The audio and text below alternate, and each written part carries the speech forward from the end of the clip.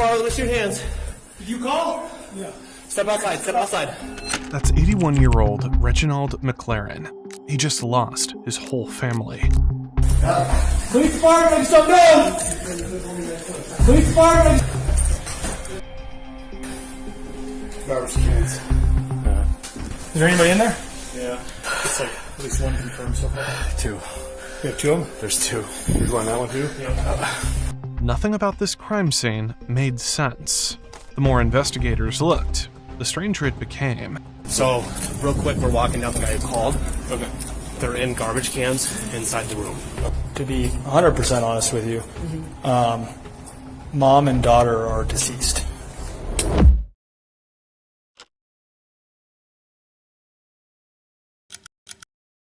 It all started when an 81-year-old man picked up the phone and made a 911 call that would leave Colorado detectives with far more questions than answers. 911, where's your emergency? Yeah, yes, ma'am. This is Reggie McLaren. I'm calling from Art Walk Apartments, apartment N308. I came around 3 o'clock and I found my wife and my daughter murdered. I'm sorry, you what? I found my daughter and my wife. Somebody killed them in the apartment. They have been murdered. Okay, how do you know that they're dead? Well, I am here. They are dead, because the guy, whoever entered, he was trying to take them in a trash can or take away, but he couldn't do it. His wife and daughter were murdered. Their bodies were stuffed into garbage cans. The shock was so overwhelming that he had passed out after finding them. Hours later, when he came to, he finally called 911. But how were they hurt? Were they shot? Were they stabbed? Can you tell me how they were injured?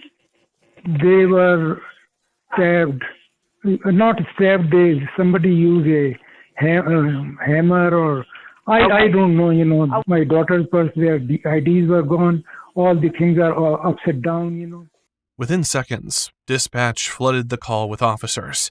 Several units raced toward the apartment in Inglewood. Officer Brian Aloise was the first to arrive. Hey, homie! I think it's this side. Which way do you go? Do you go that way? Let's go. Nope. Look out.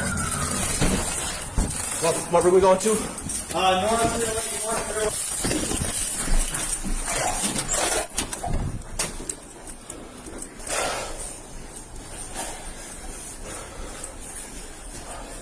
Get behind him.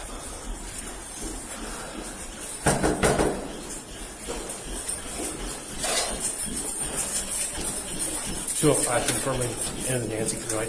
Police Farley, lift your hands. Did you call? Yeah. Step outside, step outside. Forrest and stick with him. Yep. Morales, here's me, Bryce. Let's go. Police Department, make yourself known! Kitchen's clear, bedroom right.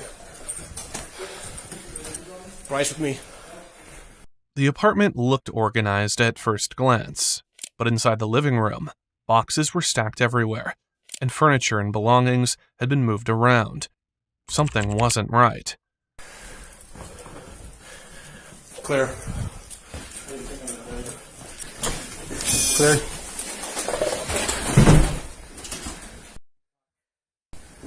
Garbage cans.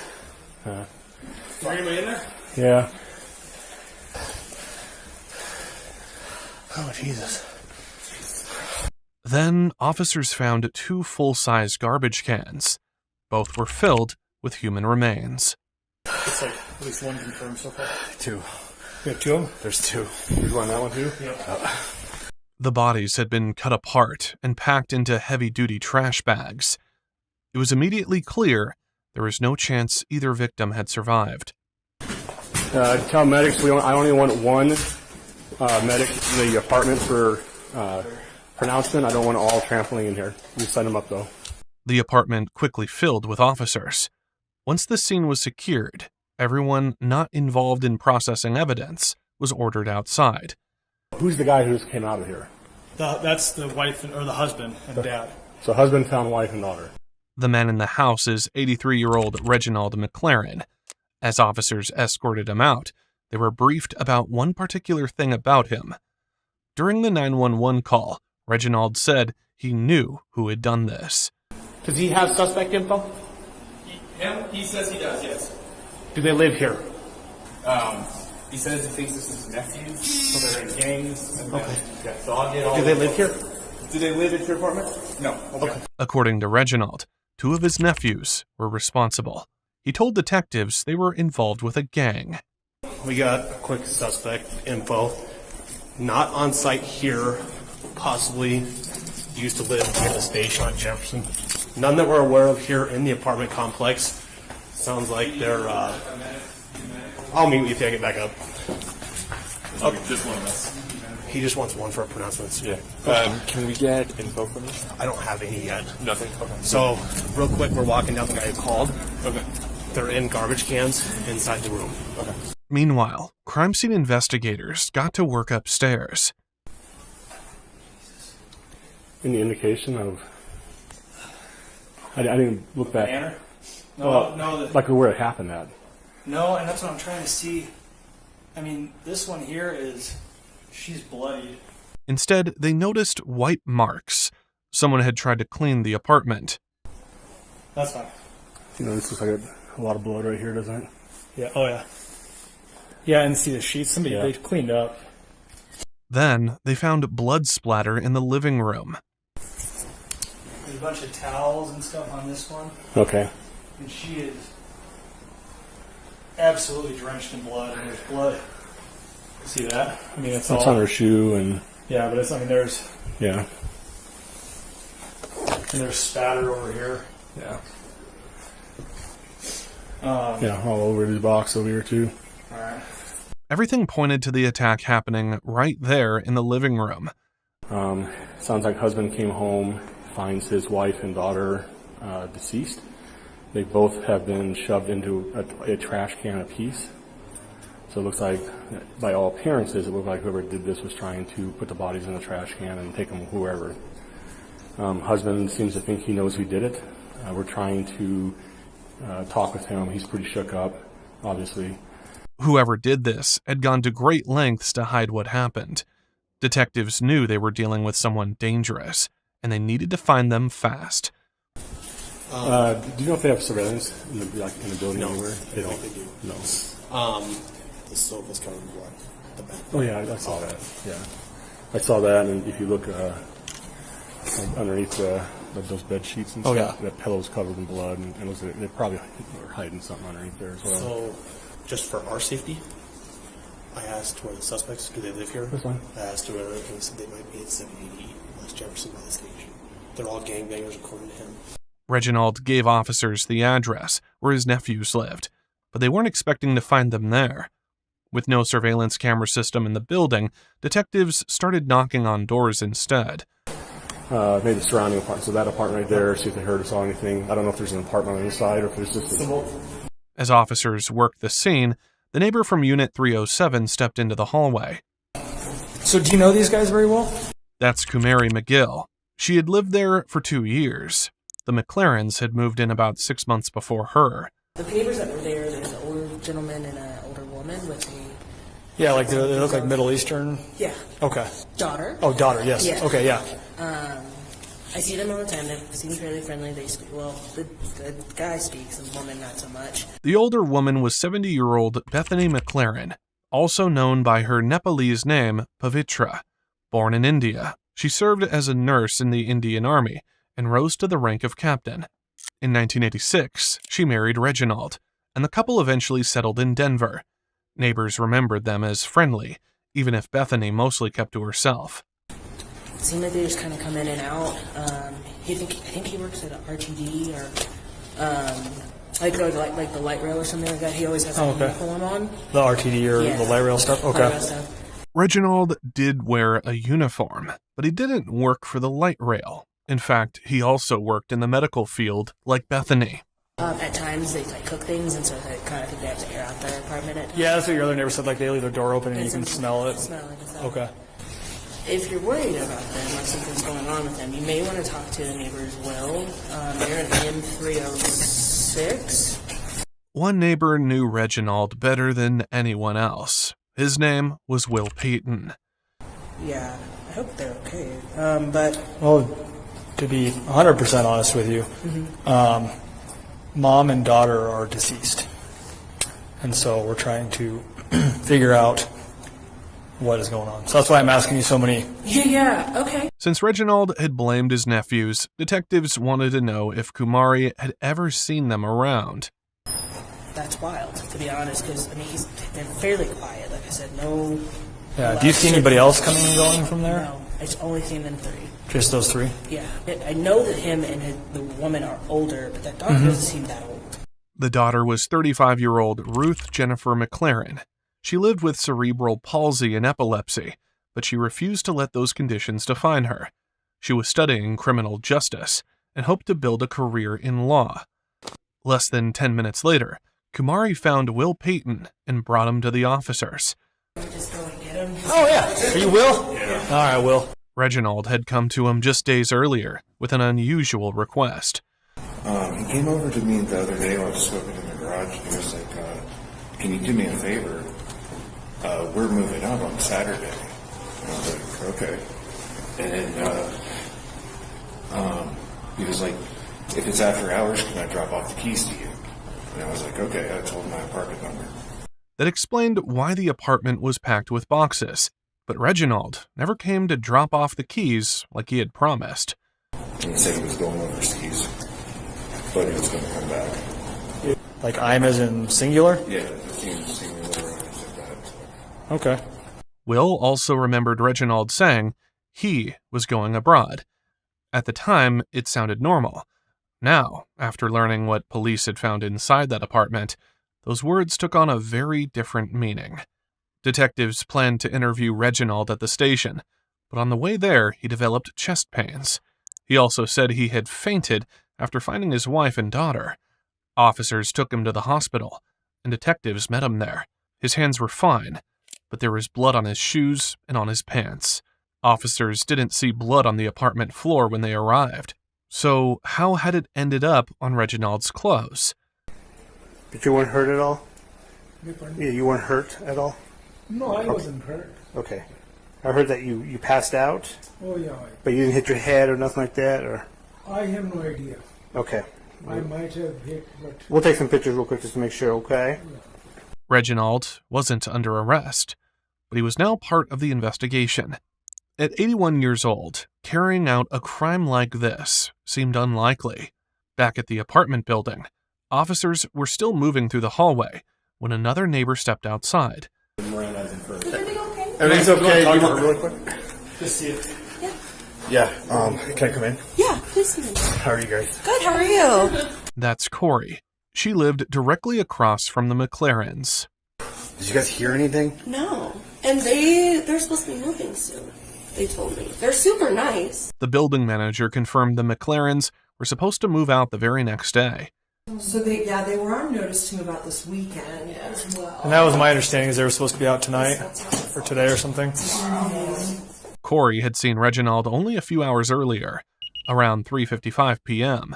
She watched him lock his apartment before heading toward the parking lot. And he is leaving as you were leaving? Yeah. Well, he went to his car. Okay. I was like, hi. Did He say normally anything? says hi to me. He didn't say anything. He just kind of kept just walking. kinda Did he let- acknowledge you?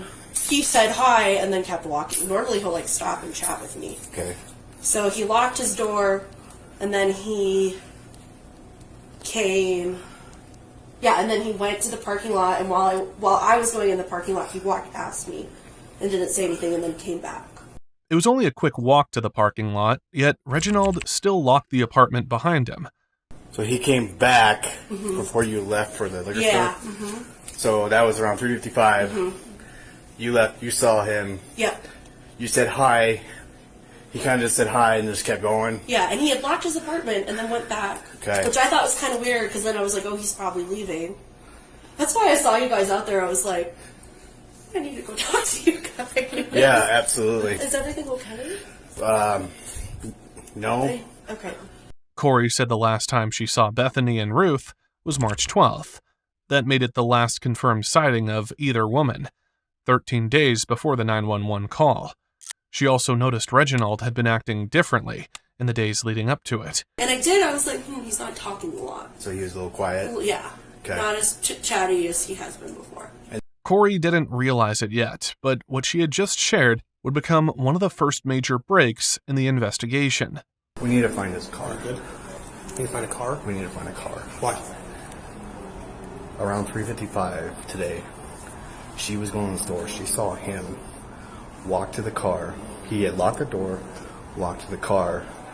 Doesn't know what he did in the car, but he came back. Reginald told 911 dispatchers he found the bodies around 3 p.m., but he didn't call 911 until 6:03 p.m. In between, Corey saw him walking back and forth to his car. Detectives needed to see that vehicle. Is this boy Nora Boy X-ray 58? Yeah, I'm with it. Okay, you're good to go back. Okay, thank you. Yeah, that's the only vehicle that was to him. The rear seats were folded flat. It's flat. Stay with this car, don't let me touch it. Yep. The bodies were packed into garbage cans, possibly to be moved. Folded rear seats could have made room for them. There was another explanation, though. The McLarens were moving, and boxes would need the extra space, too. But one question still remained. Why was Reginald going back to his car after he claimed he had already found his wife and daughter? The more detectives looked, the less his story made sense. Then they learned he had also called the building manager at 6:02 p.m. I just want to inform you that when I entered my apartment around 3 o'clock, I found my wife and my daughter murdered. So I'm going to call the Hillsborough police right now. Was said that Janet was left at 6:02 p.m. Okay. We found it very strange. Strange enough that I called you. Moments after leaving that voicemail, Reginald finally called 911 at 6:03 p.m. Detectives still struggled to picture an 81-year-old man carrying out a crime like this. But whether he was involved or protecting someone else, they needed answers. They returned to the hospital and collected a DNA swab. So we get like a hand swab of the DNA in your hand to show that basically that's your DNA. So if we find other people's DNA, that we know that's not your DNA. You know what I'm saying? No. So, like I'm touching this, right? Mm-hmm. Then you touch it, then I can compare your DNA to this DNA. Oh. So we don't say like who's this. So we have yours to show. Is that okay to do? Yeah. Okay, thank you. The victims had been wrapped in garbage bags. If Reginald's DNA was found on them, it would answer a lot of questions. But those results would take time. Until then, detectives kept digging. Get called. I believe his husband comes home, finds his wife and daughter killed. It would appear that whoever did this took extensive steps to clean up the crime scene, as well as... Reginald said he had gone shopping and returned a couple of hours later to find the bodies. Detectives weren't convinced. The murders, the cleanup, and the dismemberment would have taken far longer than that. Significant amount of blood splatters like that. Again, it looks like whoever did this tried to clean it up. Reginald blamed his nephews from the beginning, but he still hadn't explained why they would want his wife and daughter dead. I don't know. Any indication of why Dad thinks that guy's a suspect? So, not yet, but we just were informed by Bryce that it sounds like Dad left at 3:55. Neighbor saw him driving at his car. He locked this door, left with the car, and came back. So Dad might be our suspect. That might be our Potentially. All right. No indication of why Dad thinks this other guy's a suspect. Oh, sorry. There was some. Hang on a second. There was some scuttlebutt that potentially there's family members that are gang members. Okay. Some personal belongings were gone, but the apartment didn't look like it had been ransacked. They searched the apartment dumpster, looking for anything that had been thrown away. Before long, they found it. Oh. Hey, I found a cut-up Social Security card for a Bethany McLaren and a partial cut-up Colorado ID that appears to be the same in this dumpster down here.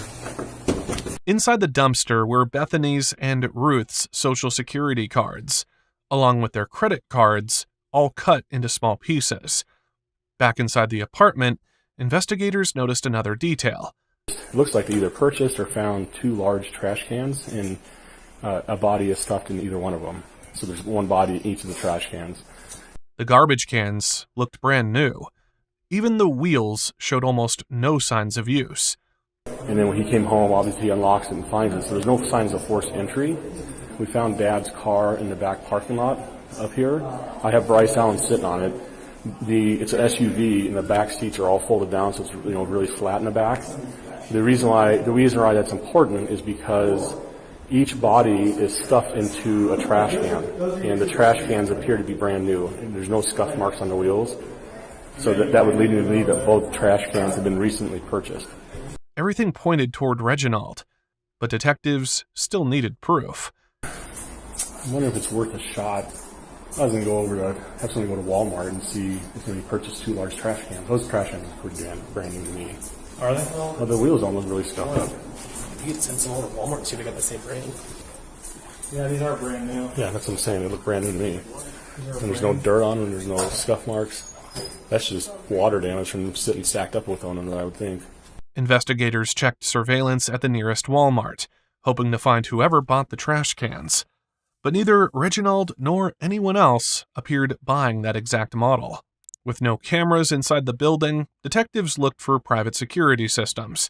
Soon, they found a doorbell camera outside Unit 304. Hi there. Can I come in for a second? Yeah, you go. How are you guys? Doing all right? I'm Brent. I'm with the police department, obviously. And it was motion activated. And it had captured Reginald walking past it over and over again. But it just catches clips. I think this was like one that they were like looking at. On the day of the 911 call at 3:08 p.m., Reginald walked from his apartment to the parking lot. Just 6 minutes later, he was back inside. It's 3:13.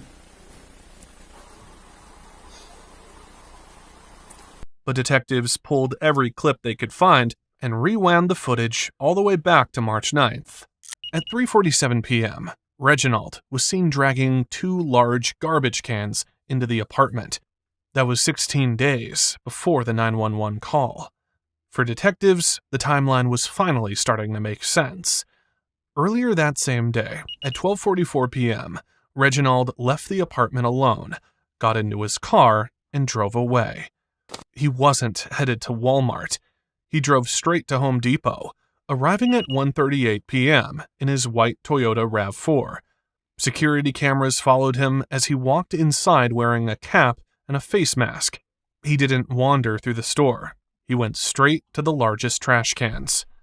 So he's already picked the trash cans. Then he headed for the saw aisle. This was March 9th. Bethany and Ruth were still alive, and Reginald was shopping for the sharpest saw he could find. By 1:51 p.m., he had everything he came for: a saw and 2 large garbage cans. He walked straight to the checkout. He paid in cash, likely hoping not to leave a paper trail. But the cameras had already captured his every step in the store. At 1:59 p.m., he loaded the empty trash cans into the back of his SUV. Even empty, they were awkward enough that he struggled to fit them inside. By 2:02 p.m., he was back on the road, but he didn't go straight back home. But more on that later. He arrived home at 3:30 p.m. This time, the mask and cap were gone. He went inside, changed, and came back out just 14 minutes later. At 3:44 p.m., he walked back to his vehicle. 3 minutes later, the camera captured him dragging one of the trash cans back into the apartment. When investigators searched the apartment, they found the same handsaw from the Home Depot footage. It had been wiped clean, but traces of blood were still on it. They also found an axe. Unlike the saw, it hadn't been cleaned or hidden. Forensic experts determined the victims were killed with the axe, then dismembered with the handsaw. By now, detectives knew who had done it. What they still didn't know was why. Reginald remained in the hospital because of his heart condition, so detectives couldn't formally question him. But then, during a routine conversation with his doctor, everything changed. Reginald said it was because of his heart. Then the doctor asked one more simple question, and Reginald started talking. I heard that you went home and that you found Some of your family there, is that correct? Well, you know, the... I'm not trying to be a jerk. Right? No, it's all right. I have lived here for 40 years and I'm 52 years old. And I take care of my family very safely. At this age of 52, nobody will hire me. Reginald explained that he had recently lost his job at Hospital Shared Services. He was 81 years old, unemployed, with a wife and a disabled daughter depending on him. He had only $8,000 left. Nobody will hire me. And family keep pressing me to take an apartment and go there, and I had no rent. And then I had some money. Still, I have $8,000 in my home. But that was only for 1 month. Anyhow, to cut this story short, doctor, I didn't want to see my family on the street begging. I don't want to see, no matter what happens. But I just cannot, because I see people on the road and, you know, homeless, and that's a miserable situation to better cry. And I also want to die. So you killed them? Both of them? Okay. Yeah. Okay. To him, that money would last about a month. After that, he would be homeless. Years working around hospitals had exposed him to that reality, and in his mind, it was a future he couldn't accept. Reginald was desperate, and he confessed attacking Bethany and Ruth in the living room with an axe. Afterward, he said he became overwhelmed and passed out. And then you passed out, is that correct? Then I passed out. So you had chest pain at that time? Chest pain. He said there was one thing he feared more than anything else: going homeless. In his own words, he would rather die than live on the street. But I don't want to see my children begging bread on the street and get homeless. How my daughter can live even for 1 day if she's homeless? She needs medication, she needs rest, and not only that, she used to fall from the bed many times. So my wife used to do that for the last, I think, 17, 18 years. I used to sleep in a different room. We used to take care of her. I used to take care of her family as much as I can. The detective took out a pair of handcuffs, and Reginald knew the conversation was over. Handcuff him to the bed, please. What? Handcuff him to the bed, please. Reginald was handcuffed to his hospital bed. As detectives traced his purchases, they discovered he hadn't just bought the saw and trash cans that day.